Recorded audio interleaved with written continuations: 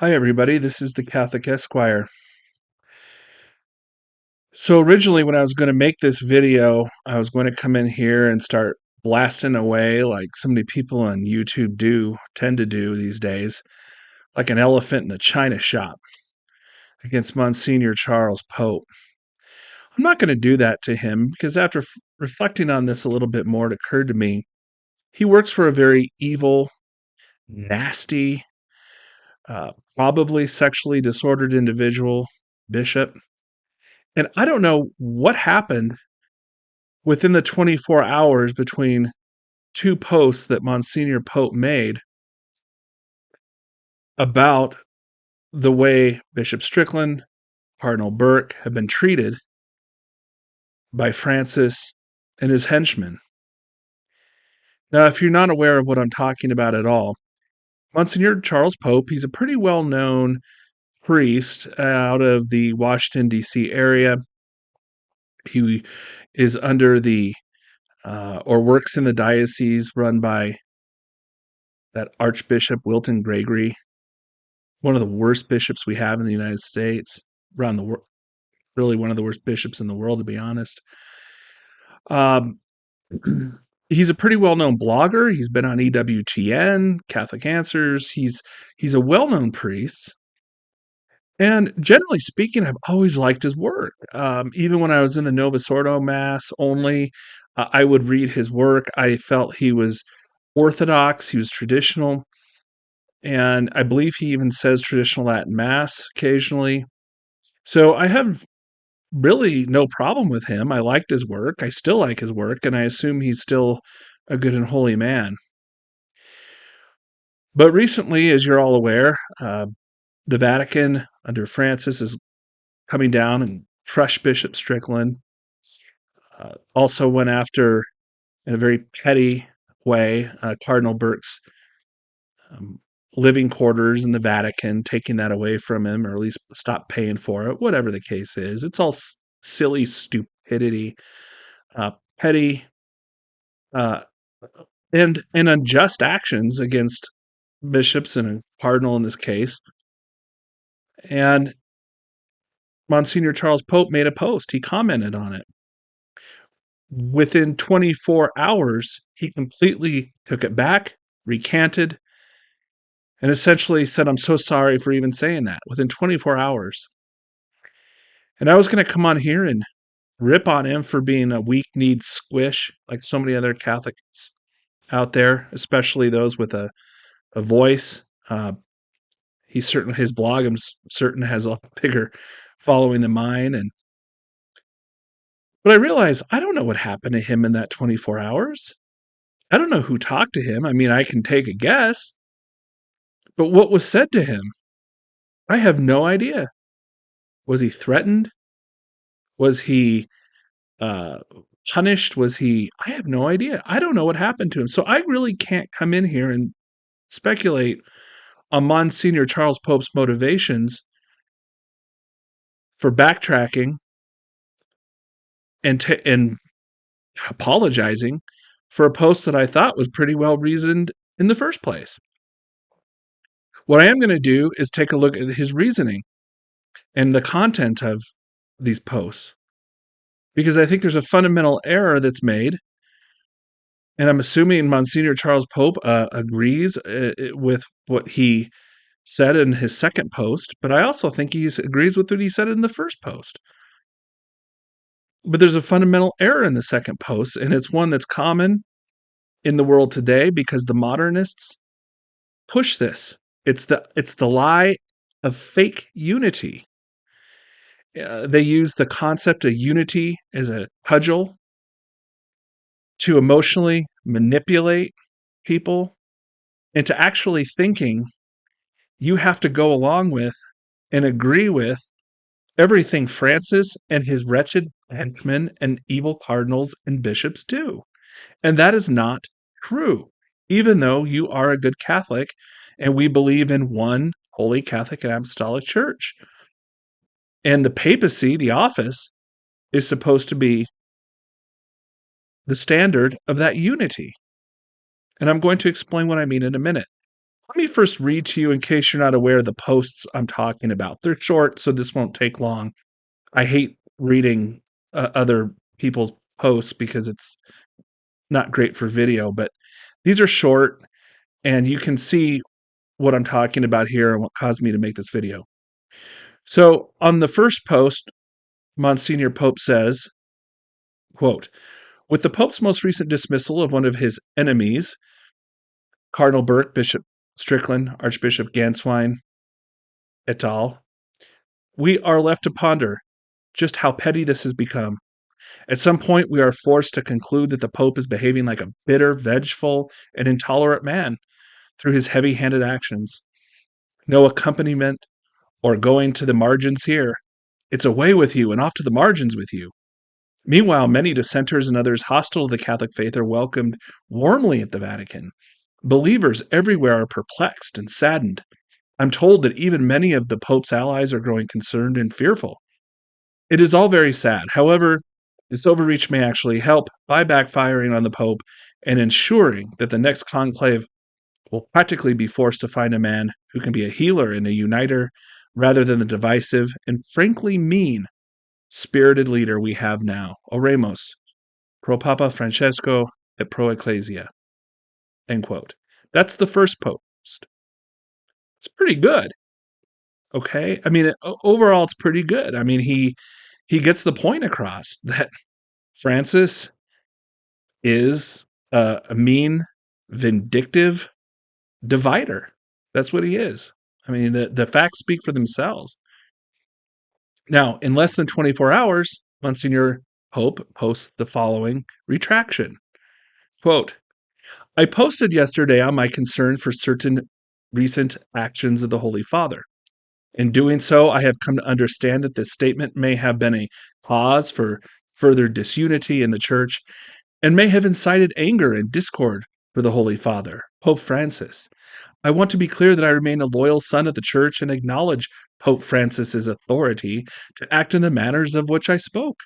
I regret the post and any bad consequences and trouble this has caused for God's faithful and my own superiors. Let us pray for the Pope, our bishops, the clergy, and all the people of God. In Jesus and Mary, Monsignor Charles Pope. End quote. So you see here, in the second post, the good Monsignor doesn't necessarily say what he said in the first post was wrong. What he seems to be saying is, I am sorry for discussing this, for bringing this up, for making the post at all. And then he goes into this sad apology mode. I want to be clear that I remain a loyal son of the Church. I acknowledge Pope Francis's authority. I regret the bad consequences this has caused me and my own superiors. Read between the lines here, guys. Somebody put the hammer down on Monsignor Charles Pope. But let's look at the second post. What is it here he's saying? He's saying, I've understand my statement, his previous post, may have been a cause for further disunity in the Church, and may have incited anger and discord for the Holy Father, Pope Francis. Let's focus on that for a minute, my friends. Unity, the concept of unity, and then the concept of anger. Of course, there's only one Holy Catholic and Apostolic Church. Of course, the office of the papacy is supposed to be uniting force. Otherwise, we end up like Protestants. That's absolutely true. Now, I'm not going to talk about today whether Francis is the Pope or not. That's not the purpose of this video. What I want to talk about is this concept of unity. In that by raising concerns, that by calling out obvious injustice, like what happens almost daily at canceled priests and canceled bishops, that somehow you're not being in unity with the people who are doing these terrible actions.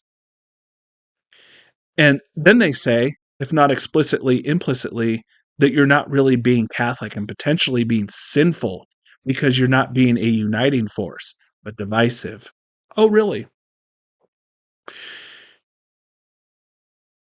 Vatican I makes this very clear if you go read through the Vatican I documents.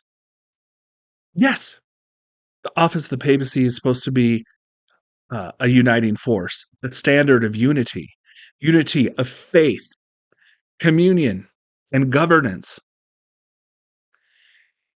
And isn't it funny that we just seem to skip over the fact that when we talk about unity, we don't really talk about faith, unity of faith. It's always unity in governance, right? You have to be obedient to your authority. You have to be obedient to Francis. You have to be obedient to your wretched, sexually disordered bishop, even when he teaches heresy, because otherwise you're not in union. You're not in communion. But see, they don't talk about unity of faith. To have true unity, you have to have unity of faith, communion, and governance. If the unity of faith is not there, the unity of governance and communion make no sense. Because why in the world would I be in communion or be obedient to a governing authority when they're leading me down the path of heresy and schism and destruction of the church? That's what we call insane. You can't have unity in the church unless you have all three: faith, communion, and governance. If you don't have faith, the communion and governance part don't matter. And so when someone in authority that otherwise normally would have authority tells you to do something and it's against the faith or contrary to the faith, you can't do it. That doesn't make you disobedient. That makes you obedient. Obedient to the church, obedient to Jesus Christ.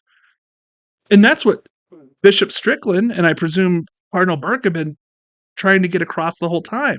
Their concern is what's coming out of the Vatican is not consistent with the faith of the church. And so they've been critical of it. That's why they're getting crushed into the ground. And that's why Monsignor Charles Pope, rightly so, called out that injustice, because that is injustice. And now we're being told, because of this notion of unity that the modernists love to use to emotionally manipulate, let's be honest, somewhat sensitive conservatives who are concerned about what other people think of them, who are concerned about perhaps money coming in, who are concerned about sticking up for Jesus Christ because someone in their authority told them opposite. This is crazy. This is crazy.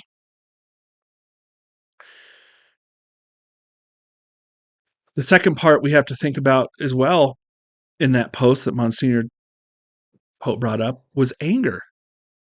Oh, we're angry at Francis. Is that right? Some people are angry at Francis. You know, part of the problem in the church today is that not enough people are angry at Francis. We should all be angry at Francis. This isn't a disordered anger. This man has caused destruction. He is acting unjustly to lay people, to bishops, now to cardinals. He's an unjust man. He brags about being divisive, if you want to talk about divisive. So, yes, there is anger. It is justified anger. It's righteous anger. It's not disordered anger. So if people get upset about the way that Bishop Strickland was treated because it was unjust, that's valid anger. So why are we worried about people getting angry over something that's unjust? And by the way, it doesn't matter if Francis had authority to do what he did. That's not the point. The point is whether what he did was just or right or good. Because you can pound someone into the ground through force, because you can, even if you have legal authority to pound someone in the ground, that doesn't make it right. So all that other stuff about, oh, I'm so obedient and Francis can do whatever he wants, all that stuff is not relevant. So I don't know why Monsignor Charles Pope retracted his initial statement, which was quite good. But what we need to remember as lay people is we can't fall for these tricks, these lies where they talk about how disunion you are because you're just talking about the truth, the facts, and you want to bring back the church to what it's supposed to be. One holy Catholic and Apostolic Church where there's union in communion, governance, and the faith. And the faith. And we can't have that when we have a bunch of modernists in charge of the church. I hope this is helpful. Please share it. Please pray for Monsignor Charles Pope. I think he's being persecuted now. I have no idea. I'm just speculating, but pray for him because I suspect now he's on the radar, like so many other good priests out there. Thank you for listening. Share the video, like it, and God bless. Have a great day.